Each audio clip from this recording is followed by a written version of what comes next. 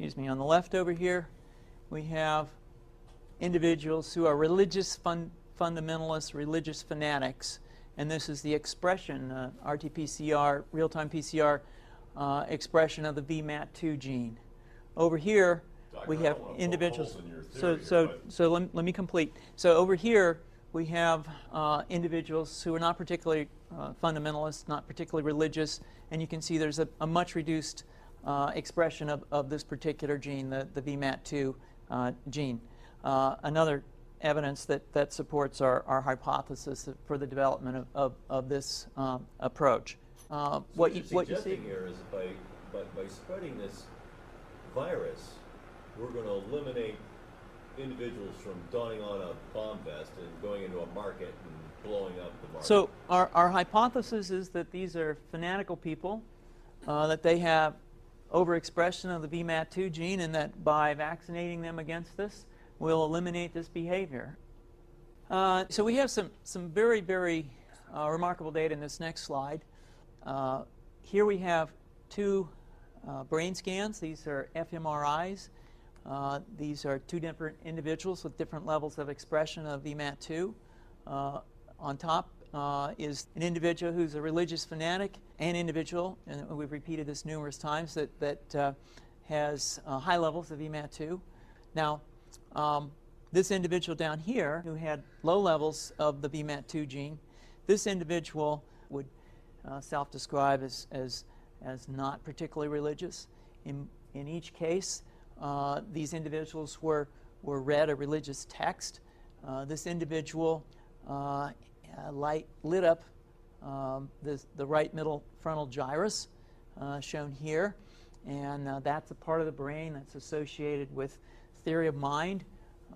It's a part of the brain that has to do with intents and beliefs and desires. In marked contrast, here's an individual who would not particularly self-describe as religious, and when they're read a religious text, what you see is that this part of the brain called the anterior insula lights up. This is a part of the brain that's associated with disgust or displeasure on hearing something.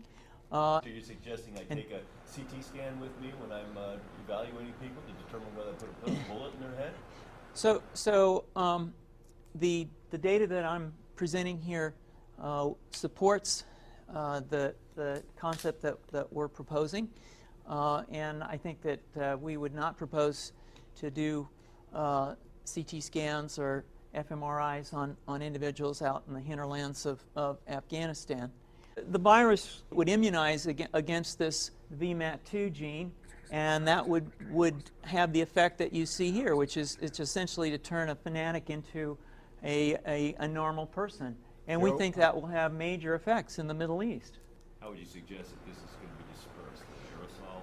Well, so the present plan and the tests that we've done so far have used respiratory viruses, such as flu or rhinoviruses, and we believe that that's a satisfactory way to get the exposure of the largest part of the population. Most of us, of course, have been exposed to both of those viruses, and we're quite confident that this will be a very successful approach.